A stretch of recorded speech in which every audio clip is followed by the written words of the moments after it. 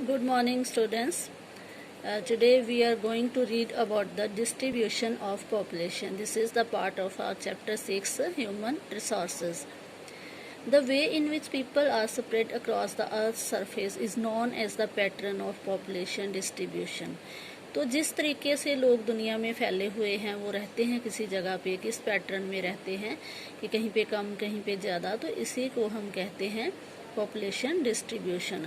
कि हर जगह पे एक जैसे लोग नहीं रहते हैं, गिनती कहीं पे ज़्यादा है कहीं पे कम है। More than 90% of the world's population lives in about 30% of the land surface. The distribution of population in the world is extremely uneven. तो हर जगह पे एक जैसे लोग नहीं रहते हैं। तो वैसे भी जो 90% जो पॉपुलेशन है दुनिया की, वो सिर्फ 30% लैंड सरफेस पे रहती है। तो इसके भी कई सारे रीजंस हैं कि according to the region, according to the climatic conditions. कुछ कंट्रीज ऐसे हैं जहाँ बर्फ़ ही जमी रहती है हर सारा साल बहुत ज़्यादा, तो वहाँ पॉपुलेशन कम होगी। तो कहीं पे बहुत अच्छा क्लाइमेटिक कंडीशंस होती हैं, एग्रीकल्चर के लिए सूटेबल कंडीशंस होती हैं, तो वहाँ पे लोग ज़्यादा रहते हैं। Some areas are very crowded and some are sparsely populated या स्पार्शली पॉपुलेटेड। तो कहीं पे बहुत ज़्यादा भीड़ होती है और कहीं पे विरली टामी आबादी रहती है। The crowded areas are south and south east Asia, Europe and north eastern north America. इन कॉन्टिनेंट्स में ज़्यादा लोग रहते हैं।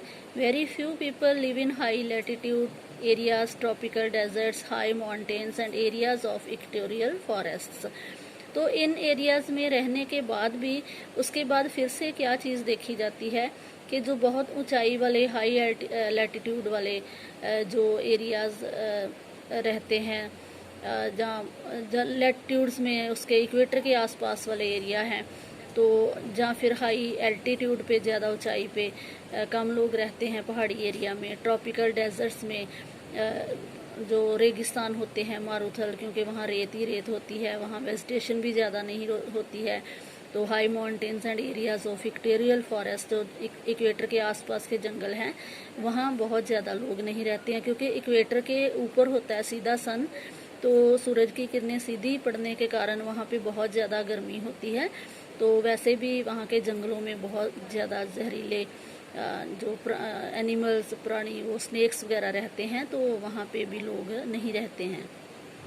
Many more people live north of the equator than south of the equator.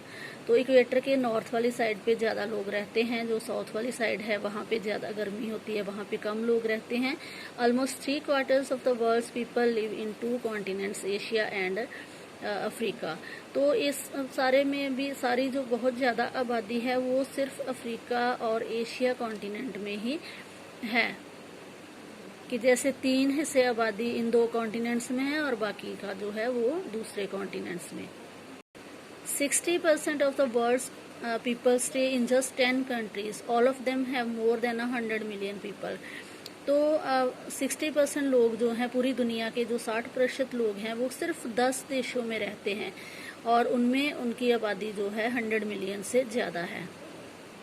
जहाँ आप देख पा रहे हो, तो जैसे येलो कलर में है, तो सबसे ज़्यादा लोग एशिया में रिजाइड करते हैं। These are 10 countries where most of the people live. Density of population.